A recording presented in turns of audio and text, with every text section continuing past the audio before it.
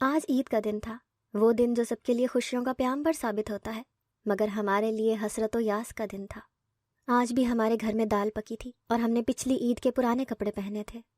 میں اپنے دوستوں اور باقی لڑکوں کو حسرت سے دیکھ رہا تھا جنہوں نے نئے کپڑے اور جوتے پہنے تھے۔ وہ دکان سے مختلف کھانے کی اشیاء اور کھلونے لے رہے تھے۔ انہیں دیکھ کر میرے دل میں بھی یہ خواہش جاگی کہ میں بھی یہ سب لوں۔ میں جب گھر میں آیا تو مجھے بہت بھوک لگ رہی تھی۔ میں نے ماں سے پوچھا کہ کھانے میں کیا بنا ہے۔ انہوں نے کہا دال بنی ہے، تم کھاؤ گے؟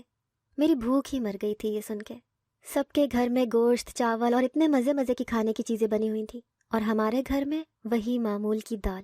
میں چپ چاپ اپنے بستر پر آ کر لیٹ گیا اور اللہ تعالیٰ سے شکوہ کرتے کرتے سو گیا۔ میرا سارا بچپن اسی طرح سے ہی گزرا۔ میں نے سرکاری اسکول میں پڑھا۔ آج میرا میٹرک کا رزلٹ تھا۔ میں بہت اچھے نمبروں سے پاس ہو گیا تھا۔ مجھے میرٹ پہ کسی بھی کالج میں داخلہ مل سکتا تھا۔ مجھے پڑھنے کی شدید خواہش تھی، لیکن میرے پاس اتنے وسائل نہیں تھے کہ میں آگے پڑھ سکوں۔ میں نے ابو سے اس سلسلے میں بات کی تو انہوں نے کہا میں تمہاری پڑھائی کا خرچہ نہیں اٹھا سکتا۔ وہ بھی بہت زیادہ بوڑھے ہو گئے تھے، اب اتنی زیادہ مزدوری نہیں کر سکتے تھے۔ میں نے ان سے کام چھڑوا دیا اور خود کام کرنے لگا۔ میں خود ہی گھر کا راشن اور سودا سلف لاتا تھا۔ میری زندگی اسی طرح سے ذمہ داریوں کے بوجھ تلے دبی گزر رہی تھی۔ میرے دل میں نہ کوئی امنگ تھی نہ خواہش تھی۔ ایک لگی بندھی روٹین کی طرح میں زندگی گزار رہا تھا۔ میری زندگی کا موڑ اس دن تبدیل ہوا۔ ہمارے محلے میں ایک نئی فیملی شفٹ ہوئی۔ اس فیملی میں 2 میاں بیوی اور ان کے 3 بچے تھے۔ ان کی ایک بیٹی تھی اور 2 چھوٹے بیٹے تھے۔ بیٹی کا نام نگین تھا۔ وہ بلا کی خوبصورت لڑکی تھی، اتنی خوبصورت کہ اس سے نظریں ہٹانے کا دل نہیں کرتا تھا۔ جو اسے دیکھتا دیکھتا رہتا تھا۔ اس کا باپ بھی ایک غریب مزدور آدمی تھا اور ماں لوگوں کے کپڑے سلائی کرتی تھی۔ وہ ایک شریف اور خوش اخلاق عورت تھی۔ وہ نہ صرف خود کپڑے سلائی کرتی تھیں بلکہ لڑکیوں کو بھی سلائی سکھاتی تھیں۔ میری بہن نے بھی ان کے پاس سلائی سیکھنے کے لیے جانا شروع کر دیا۔ صبح اسے میں چھوڑنے جاتا تھا اور دوپہر کو اماں اسے لے آتی تھیں۔ انہی دنوں میری نگین کے ساتھ ملاقات ہوئی تھی۔ میں اسے دیکھ کر حیران رہ گیا تھا۔ ہمارے محلے میں اتنی خوبصورت لڑکی رہتی ہے اور مجھے خبر ہی نہیں۔ دوسری طرف وہ بھی مجھے دیکھ کر ٹھٹک گئی تھی۔ میں صرف روپے پیسے کے معاملے میں غریب تھا، باقی شکل و صورت میں لاکھوں میں ایک تھا۔ وہ بھی مجھے چاہنے لگی تھی۔ اس بات کا اندازہ مجھے اس دن ہوا جب اس نے مجھے ایک خط دیا اور اس میں اپنی محبت کا اظہار کیا۔ مجھے خوشی تو ہوئی، ساتھ ہی اس کی یہ حرکت عجیب بھی لگی۔ میں نے بھی اسے محبت کا جواب محبت سے ہی دیا۔ ہماری کہانی شروع ہو گئی تھی۔ ان کے گھر میں ایک موبائل تھا جو گھر کے استعمال کے لیے تھا۔ وہ زیادہ تر نگین کے استعمال میں ہی ہوتا تھا۔ وہ ہر وقت اٹھائے رکھتی تھی۔ اس نے مجھے بھی موبائل لینے کے لیے کہا تاکہ ہم ایک دوسرے سے رابطے میں رہ سکیں۔ میں نے پیسے جوڑ کے ایک سستا سا موبائل لے لیا۔ اب ہم زیادہ تر فون پہ باتیں کرتے رہتے۔ کبھی کبھی وہ اپنے امی ابو کے سونے کے بعد فون کرتی اور ہم صبح تک باتیں ہی کرتے رہتے۔ مجھے اب اس کی بہت عادت ہو گئی تھی۔ وہ جب اپنی میٹھی زبان میں مجھ سے اظہار محبت کرتی تھی تو میں خود کو دنیا کا خوش قسمت ترین انسان سمجھنے لگتا تھا۔ میں خود کو ہواؤں میں اڑتا محسوس کرتا تھا۔ میں نے اپنے اور نگین کے بارے میں کسی کو بھی نہیں بتایا تھا۔ مجھے اس کی عزت کا بہت خیال تھا۔ میں نہیں چاہتا تھا کہ وہ میری وجہ سے بدنام ہو۔ میرا صرف ایک دوست اس راز سے واقف تھا۔ وہ میرے اور نگین کے بارے میں جانتا تھا۔ لیکن ایک بات مجھے سمجھ نہیں آتی تھی۔ نگین کی محلے میں شہرت اچھی نہیں تھی۔ محلے کے لڑکے اس کے بارے میں غلط باتیں کرتے تھے اور یہ بات مجھے بہت بری لگتی تھی۔ کچھ دنوں سے میں ایک بات نوٹ کر رہا تھا۔ نگین بدل رہی تھی۔ وہ اب پہلے کی طرح باتیں نہیں کرتی تھی، نہ ہی اس انداز میں بولتی تھی جیسے کہ شروع کے دنوں میں اس کا خاصا رہا تھا۔ پہلے تو میں نے اس کے رویے کو نظر انداز کیا، لیکن کب تک؟ اب وہ مجھ پہ غصہ کرنے لگی تھی، بات بے بات مجھ سے لڑائی کرتی تھی۔ میں پریشان تھا کہ اس سے ہو کیا گیا ہے۔ انہی دنوں میں نے اپنی بہن سے وہ روح فرسا خبر سنی۔ نگین کی شادی ہو رہی تھی اس کے کسی امریکہ پلٹ کزن سے، جو تھا تو عام سی شکل و صورت اور بڑی عمر کا مرد، مگر پیسے نے اس کے عیبوں کو بڑی خوبصورتی سے چھپا دیا تھا۔ مجھے ان باتوں کا اپنی بہنوں سے پتہ چلا تھا جو ایک دوسرے سے باتیں کر رہی تھیں، تو میں نے بھی ان کی یہ باتیں سن لی۔ جب میں نے نگین سے اس بارے میں باز پرس کی تو اس نے ڈھٹائی کے تمام ریکارڈز توڑتے ہوئے اس بات کو تسلیم کر لیا اور کہنے لگی امی ابو نے رشتہ کیا ہے، اب میں انکار کر کے ان کی بےعزتی تو نہیں کروا سکتی نا۔ صاف پتہ چل رہا تھا کہ وہ جھوٹ بول رہی ہے، کیونکہ وہ اس شادی سے کتنی خوش تھی یہ میں سن چکا تھا۔ میں نے پھر اس کا نمبر ہی بلاک کر دیا اور رات کو تنہائی میں پھوٹ پھوٹ کے رو دیا۔ مجھے اپنی کمائیگی کا شدت سے احساس تھا۔ آج اگر میرے پاس بھی پیسہ ہوتا تو وہ مجھے کبھی نہ چھوڑتی۔ اس دن میں نے یہ فیصلہ کیا کہ میں بھی باہر جاؤں گا اور ڈھیر سارا پیسہ کماؤں گا۔ کچھ دن بعد نگین کی شادی ہو گئی۔ میرا دل ٹوٹ گیا تھا، میرا محبت پر سے یقین اٹھ گیا تھا۔ وہ لمبی سی گاڑی میں بڑی شان سے محلے میں آتی تھی۔ عورتیں اور لڑکیاں اسے رشک سے دیکھتی تھیں۔ ایک بار تو وہ میرے پاس سے گردن اکڑا کے ایسے گزری جیسے جانتی تک نہیں ہو۔ میں نے بھی دل میں یہ ٹھان لیا تھا کہ اب دنیا کو کچھ کر کے دکھانا ہے۔ پھر ایک حادثہ ہو گیا۔ اس دن ابو امی کو بائک پہ بٹھا کے ہسپتال لے کے جا رہے تھے جب ان کا ایکسیڈنٹ ہوا۔ ابو تو اسی وقت وفات پا گئے جبکہ امی کو سر پر چوٹ لگی اور ان کی نظر چلی گئی۔ اس حادثے نے ہمارا بہت بڑا نقصان کیا تھا۔ ہمارے گھر میں تو گویا کوہرام مچ گیا تھا۔ میری تو سوچنے سمجھنے کی صلاحیتیں ہی ختم ہو گئی تھیں۔ اس دن میں دھاڑے مار مار کے رویا تھا۔ مجھے اس دن احساس ہوا کہ ماں باپ کتنی بڑی نعمت ہوتے ہیں، اور جب یہ نعمت بچھڑ جائے تو کیسا لگتا ہے۔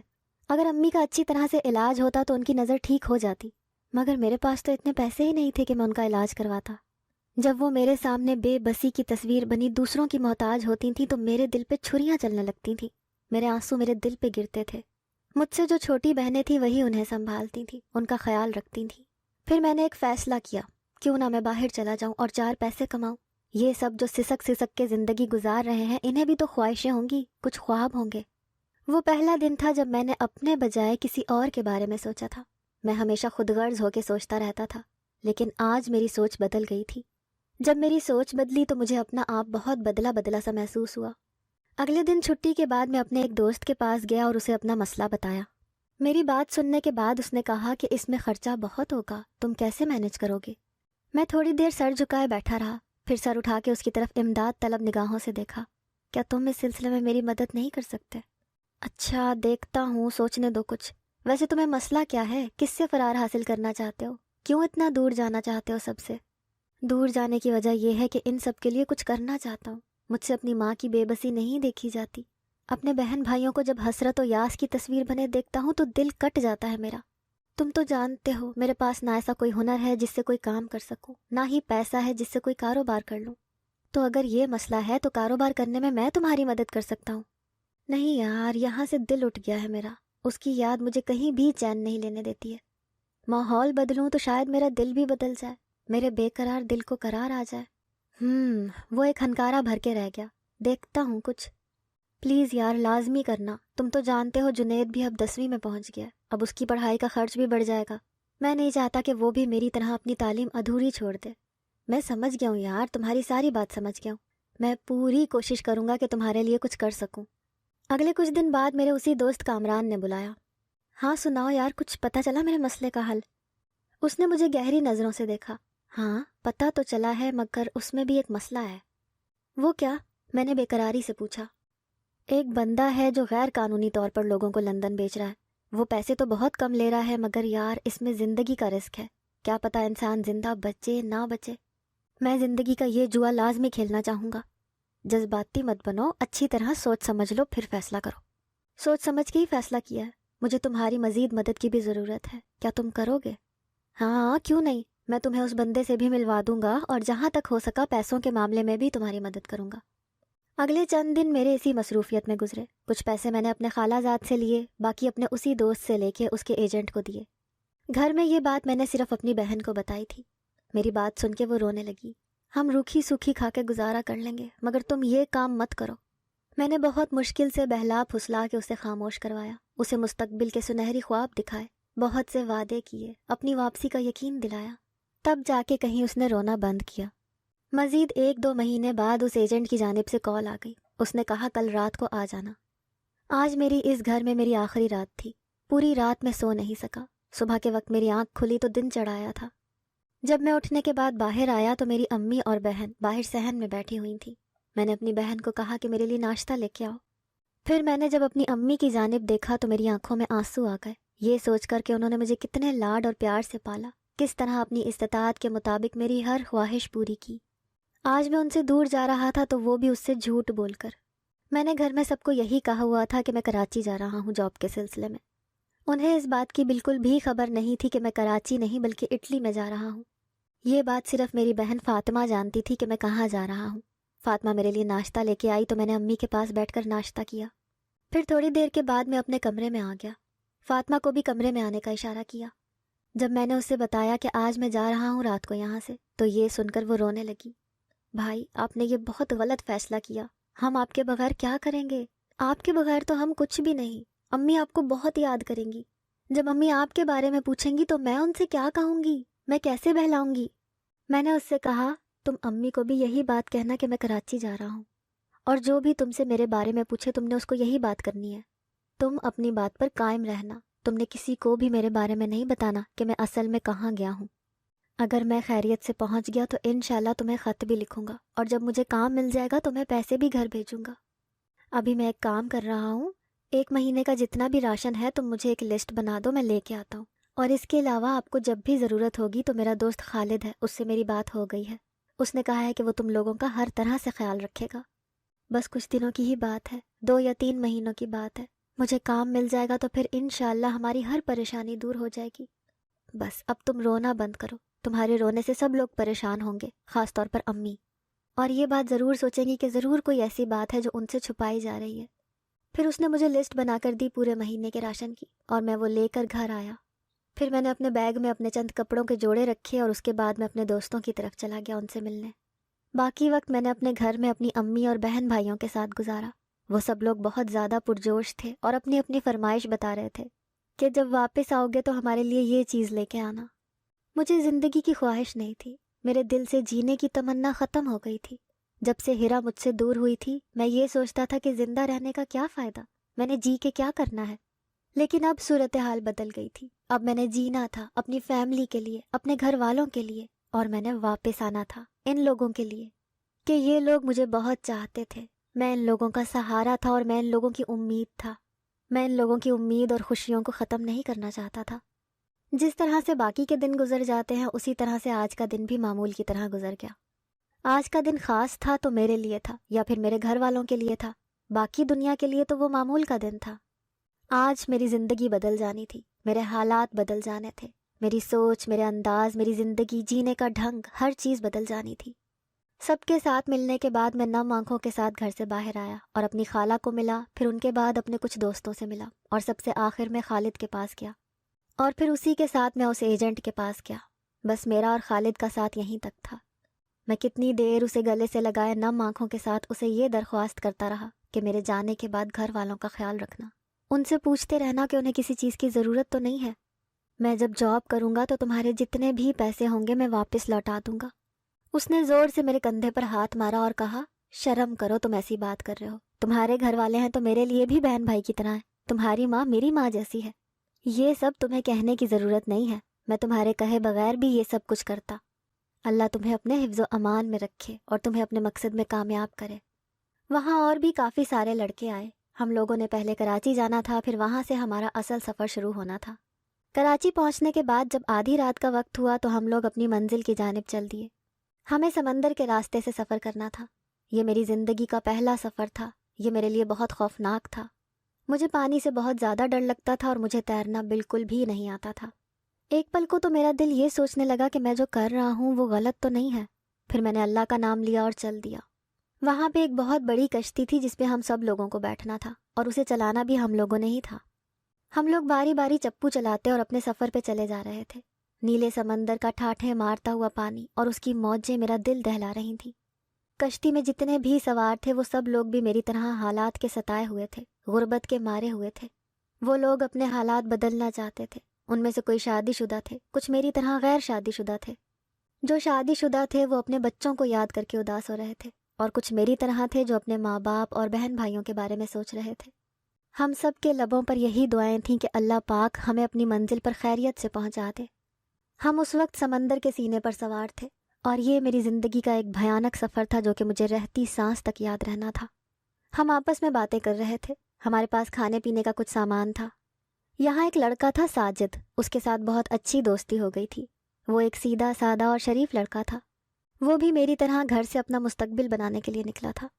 हम दोनों ने ये फ़ैसला किया कि हम जहाँ भी गए हम इकट्ठे रहेंगे। 5 दिन हम लोग सफ़र में रहे। मेरी निस्बत साजिद थोड़ा पुरएतमाद था क्योंकि वो एक बहुत अच्छा तैराक था और उसे पानी में तैरना बहुत ज़्यादा पसंद था। फिर रात का ही वक्त था, अंधेरा था, चांद की भी रोशनी तेज़ नहीं थी। दूर हमें कुछ रोशनी सी नज़र आने लगी। हम समझ गए कि हम लोग अपने मकसद के करीब पहुंचने वाले हैं। हम लोग अलर्ट होके बैठ गए। जब हम रोशनियों के करीब पहुंचने वाले थे, थोड़े से आगे गए तो हम पर गोलियों की बौछार ने हमला किया, और साजिद ने मेरा हाथ पकड़कर मुझे नीचे बिठा दिया कि कहीं कोई अंधी गोली मुझे ना लग जाए। हमारे साथ कितने लोग थे जो कि खड़े थे उस टाइम, اب ان کی لاشیں وہاں پڑی ہوئی تھیں۔ یہ ایک اور بھیانک منظر تھا جو میں نے زندگی میں پہلی دفعہ دیکھا تھا۔ میں نے اس سے پہلے کبھی کسی کی لاش کو ایسا زخمی نہیں دیکھا تھا۔ مجھے لگا میرے دل کو کچھ ہو جائے گا۔ ساجد نے میری حالت دیکھی تو اس نے میرا ہاتھ پکڑا اور مجھے کہا کہ حوصلہ رکھو، کچھ نہیں ہوگا، سب ٹھیک ہو جائے گا، تم نے ہمت نہیں ہارنی۔ اب ہم یہاں سے صرف ایک ہی صورت میں بچ سکتے ہیں کہ اگر ہم اس پانی میں کود جائیں۔ اس کی بات سن کر تو مجھے بہت زور کا جھٹکا لگا۔ یار پانی میں کیسے؟ مجھے تو بہت ڈر لگتا ہے پانی سے، میں ایسا نہیں کر سکتا۔ اگر ایسا نہیں کر سکتے تو یا تو تم پکڑے جاؤ گے یا تو گولی سے مر جاؤ گے۔ اگر تم زندہ رہنا چاہتے ہو تو تمہیں یہی کرنا پڑے گا۔ تم فکر نہیں کرو، مجھے تیرنا آتا ہے۔ میں بہت مشکل سے اس کی بات مانا۔ جب میں نے پانی میں چھلانگ لگائی تو مجھے یوں لگا کہ میری روح حلق میں آ گئی ہو۔ سمندر کا ٹھنڈا پانی، اندھیرا اور پانی کے غوطے، مجھے وہ منظر آج بھی یاد ہے۔ بہت مشکل سے ہم لوگ چھپتے چھپاتے کنارے تک پہنچے اور وہاں سے چھپتے چھپاتے ہم لوگ شہر میں داخل ہو گئے۔ پھر اس کے بعد کے حالات بھی ہمارے لیے صحیح نہیں تھے۔ کتنے وقت تک تو ہم چھپتے چھپاتے زندگی گزارتے رہے، کتنے دن تک تو ہم لوگوں نے بھوک کاٹی، فاقے کاٹے، لیکن ہم دونوں ساتھ رہے۔ بہت مشکل زندگی تھی جو ہم لوگوں نے وہاں گزاری۔ پر کچھ مہینوں بعد ہمیں ایک پاکستانی شخص ملا۔ وہ بھی پہلے وہاں پر غیر قانونی طریقے پر گیا تھا، لیکن اب وہاں سیٹل تھا۔ اس نے ہمیں کام پر لگوایا اور پیپر وغیرہ بنانے میں ہماری مدد کی۔ پھر جب ہم لوگوں نے اپنے کاغذات بنوا لیے تو پھر ہم لوگ بھی کام کرنے لگے، کچھ اپنے پاس سیونگ کرنے لگے، کچھ گھر والوں کی طرف بھیجنے لگے۔ ایک واحد چیز تھی عیاشی، جو ہم دونوں نے وہاں پہ نہیں کی۔ واپسی کا سفر ہمارے لیے ابھی اتنا آسان نہیں تھا، اس کے لیے ہمیں مزید کاغذات بنوانے تھے۔ کرتے کرتے 8 سال کا عرصہ گزر گیا۔ میں نے اپنے پاس خطیر رقم جمع کر لی تھی، تمام کاغذات مکمل کیے گئے۔ 8 سال بعد جب لوٹا تو میری ماں غصے سے بولی، تو رات سے کہاں غائب ہے؟ ہمیں کہہ کر گیا تھا کہ کھانا لینے جا رہا ہوں، تیرے بیوی بچے بھوکے کب سے تیرا انتظار کر رہے ہیں۔ ماں کی بات سن کر میں دنگ رہ گیا کہ اتنے میں ایک عورت 2 بچوں سمیت کمرے سے نکلی۔ سر پر آسمان ٹوٹ پڑا کیونکہ وہ تو میری سگی بہن تھی۔ میں نے اسے سوالیہ نظروں سے دیکھا تو اس نے مجھے خاموش رہنے اور اپنے پیچھے آنے کا اشارہ کیا۔ جب تم چلے گئے تھے تو اماں تمہیں بہت یاد کرتی تھیں، روتی تھیں، تمہارا پوچھتی تھیں۔ پھر کچھ دن بعد جواد، جو کہ میرا خالہ زاد اور اب میری بہن کا شوہر تھا، وہ اماں کے پاس میں یعنی کہ سلیم بن کے آتا تھا۔ اماں کو چونکہ نظر نہیں آتا تھا، ڈاکٹرز کہتے تھے کہ انہیں بہت عرصہ گزر گیا ہے، ان کا علاج نہیں ہو سکتا، اس لیے وہ اس دھوکے میں آ جاتی تھیں۔ مگر جب 2-3 سال کا عرصہ گزر گیا تو اماں کو حقیقت پتہ چل گئی تھی۔ پھر میری دونوں بہنوں کی شادی ہو گئی۔ بڑی بہن یہیں رہتی تھی اماں کے پاس۔ میری آنکھوں میں یہ بات سن کے آنسو آ گئے۔ میں ان کے پاس گیا۔ میں آپ کا سلیم ہوں، آپ کا بیٹا، واپس آ گیا ہوں، میں اب کبھی واپس نہیں جاؤں گا۔ وہ مجھے سینے سے لگا کے رو پڑی۔ اس کے بعد میں نے اپنے پیسوں سے ایک کاروبار شروع کیا، اللہ نے اس میں برکت ڈالی اور وہ چل پڑا۔ پھر میں نے ایک اچھی سی لڑکی کے ساتھ شادی کر لی۔ اگر آپ کو ہماری آج کی کہانی پسند آئی ہے تو اس ویڈیو کو لائک کریں اور زیادہ سے زیادہ شیئر کیجیے۔